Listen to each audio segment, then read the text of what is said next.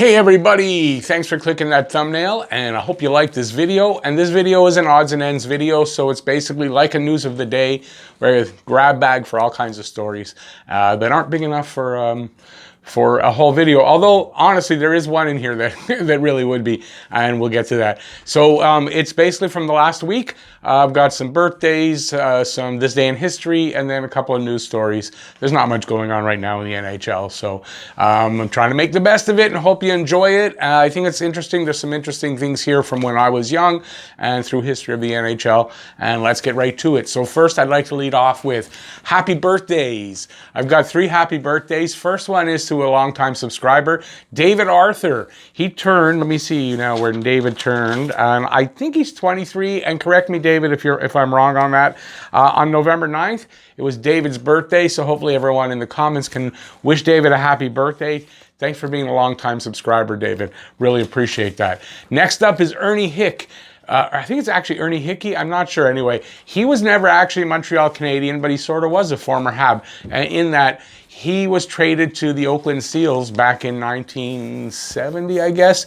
And that in that deal, Montreal acquired the pick that they used to get Guy Lafleur. So Ernie Hickey turned 73, and yeah, next up is former Hab, number 72, Eric Cole. He turned 46 on November 6th.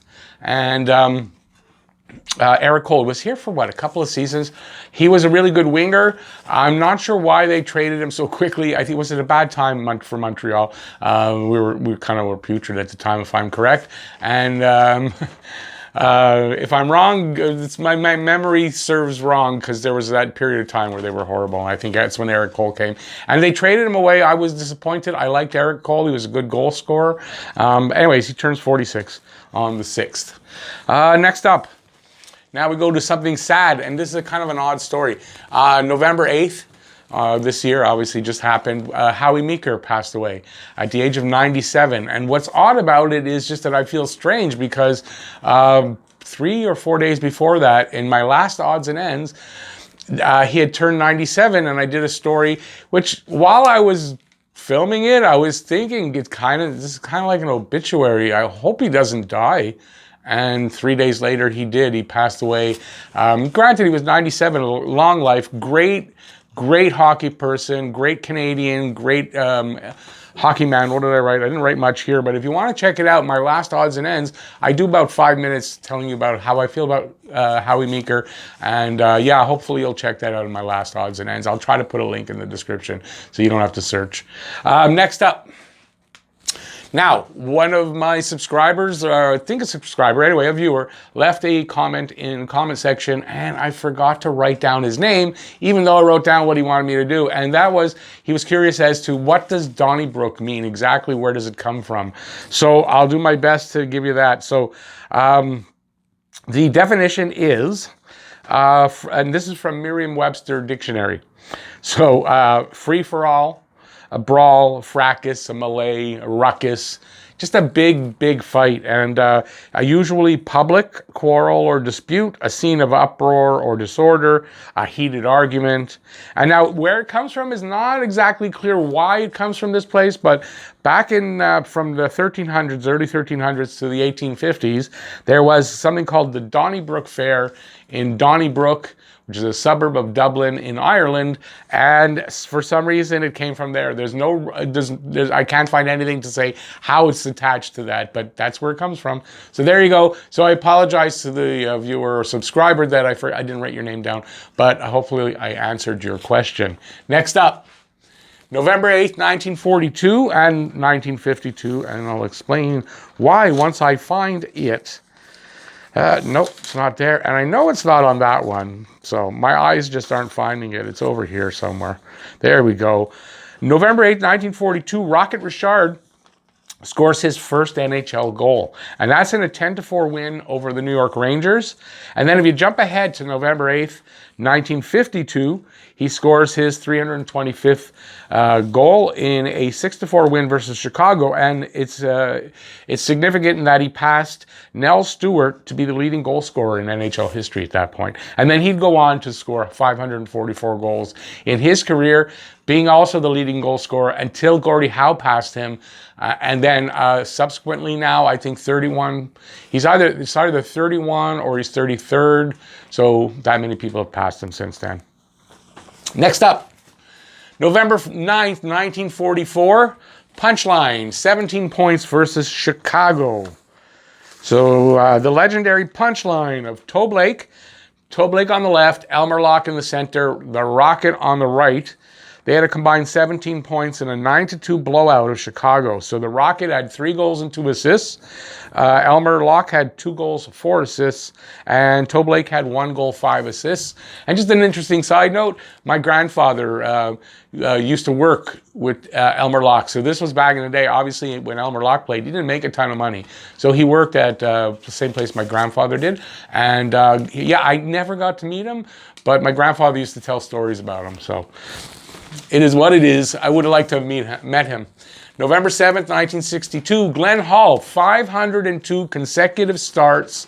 And in the first 501, he played every minute of every game, so he didn't miss a game. And let's go to where that is. So Glenn Hall made his 500 second consecutive start. Say that 10 times. In a 3-3 tie with Boston, and he had played every minute of the previous 501 games. But during that game, the streak ended with a back injury. I don't know what happened to cause the back injury, but he was replaced by Dennis DeJordy. And then if you want to go, Dennis DeJordy was involved in the trade that sent Rogie Vachon to Los Angeles, and we got DeJordy and a couple other. And I think he played in a couple of games for Montreal, but not very much.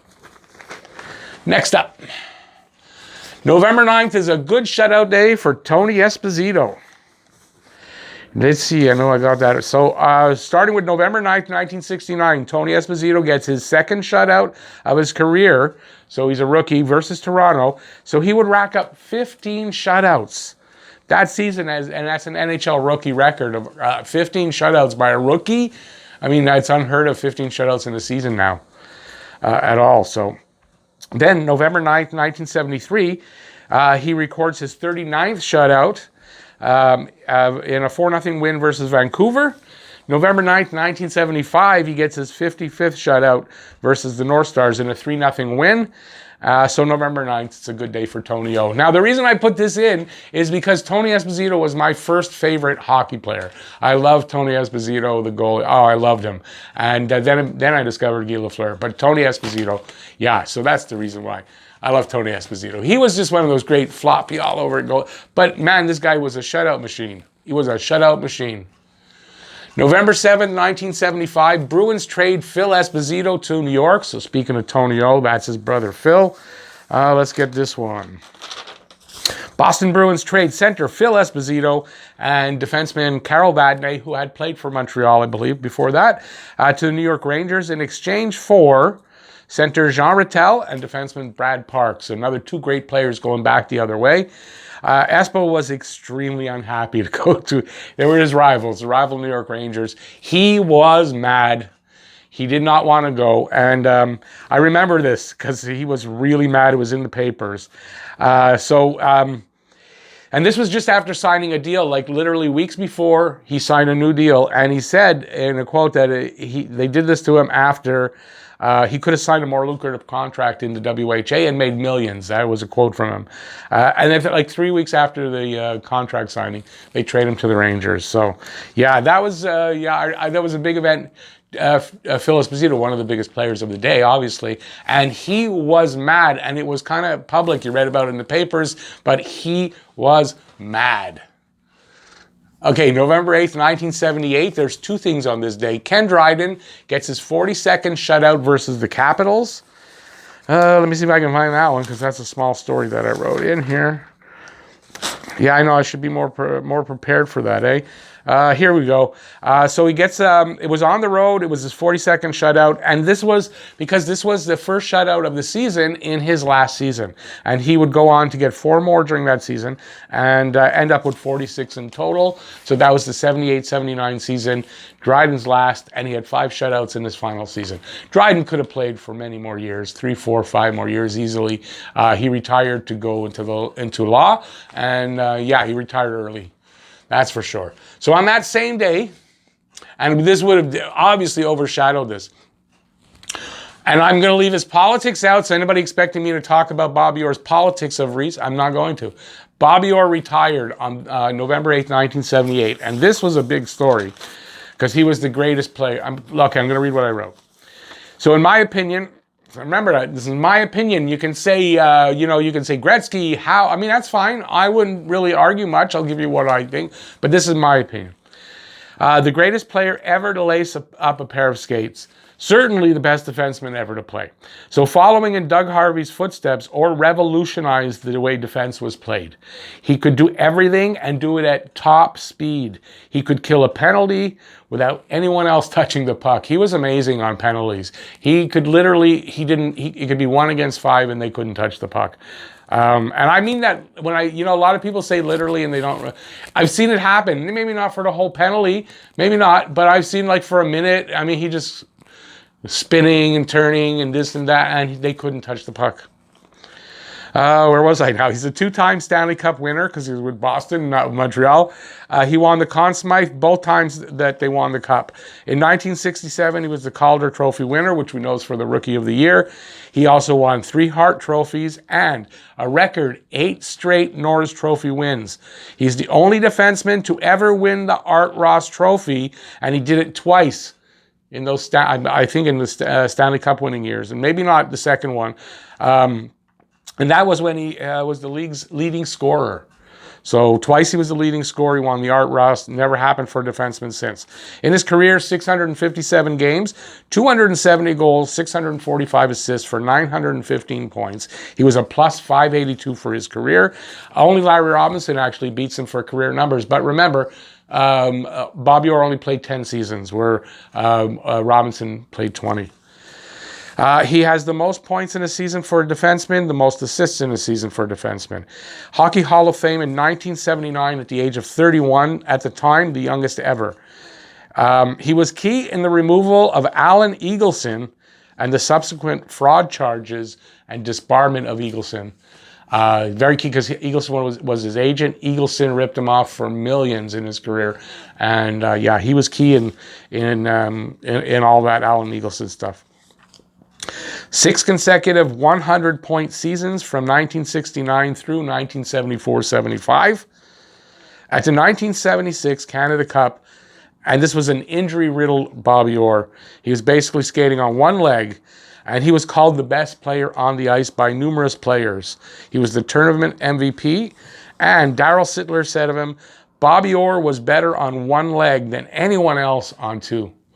Bobby Orr was the best player to ever lace up skates. That's my opinion. I'm never going to change on that. Even though I'm not happy with him right now, I'm still never going to change on that.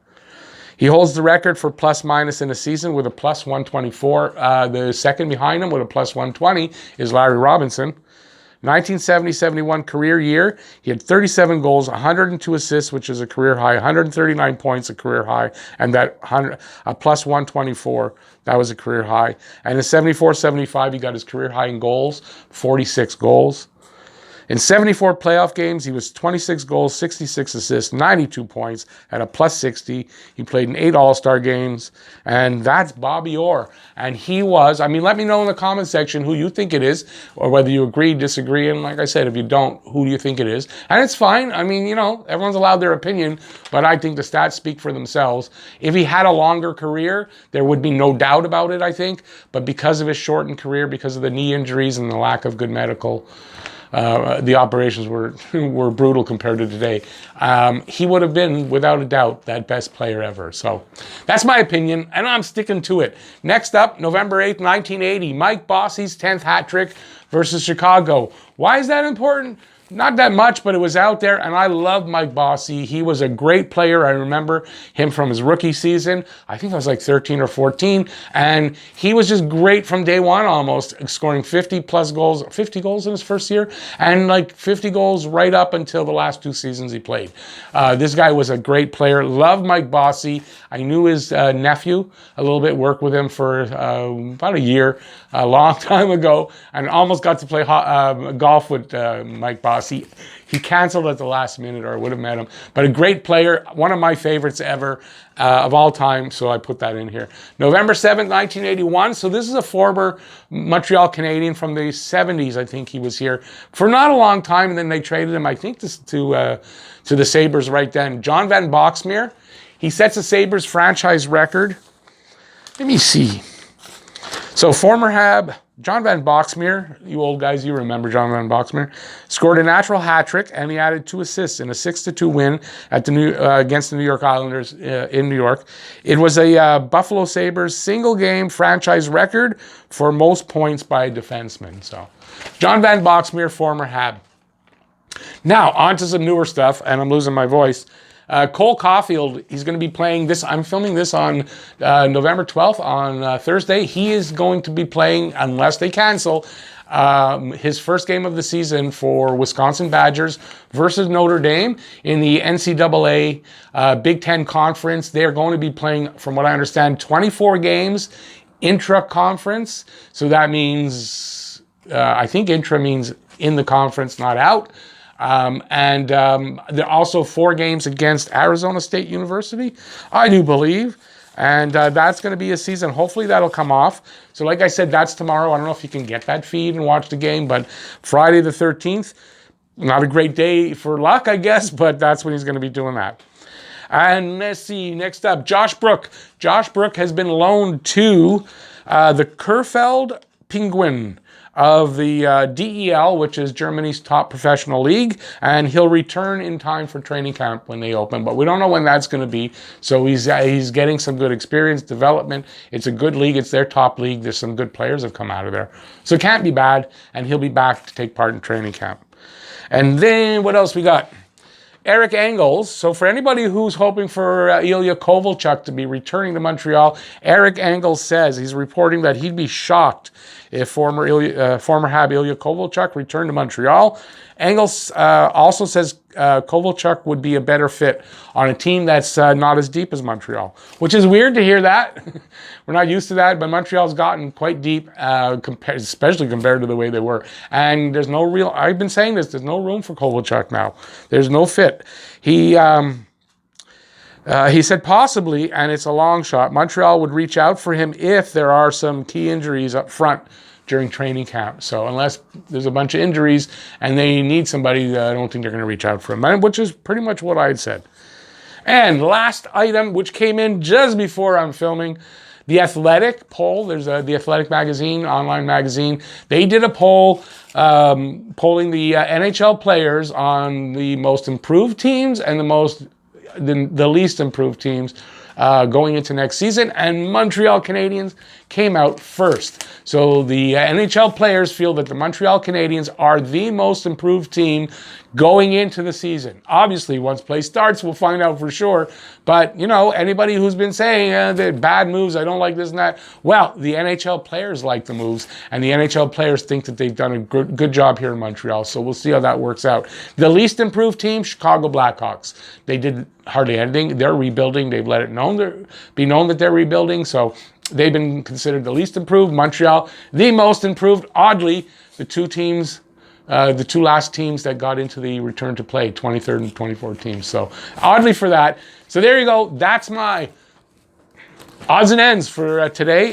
This is Thursday, November 12th, I guess I'll say, 2020. And hope you enjoyed it. If you did, please give a thumbs up and leave me any comments in the comment section about anything behind me that I talked about. Let me know who your favorite player of all time was, who, if you think Orr was the best or was the best defenseman of all time. Let me know what you think, and for the other things as well. And if you're new to the channel or you haven't already yet, please subscribe and hit that notifications bell. That's down there as well. And that'll get you your daily fix of Blue, Blanc, Rouge right here at Talkin' Habs. Thanks everybody for watching. I really appreciate it. I didn't put up there hashtag Movember, but hashtag Movember. I'm growing my mustache, and there's a link in the description if you'd like to donate, and that'll take you right to the site. You can donate directly. Somebody did. I got my first donation for it in my name. Thank you. Well, their name and Talking Habs name at the same time. So thanks for that. I appreciate that. Take care, everybody. Once again, thanks for watching. Peace out, y'all. I'll see you next video. Bye, everybody.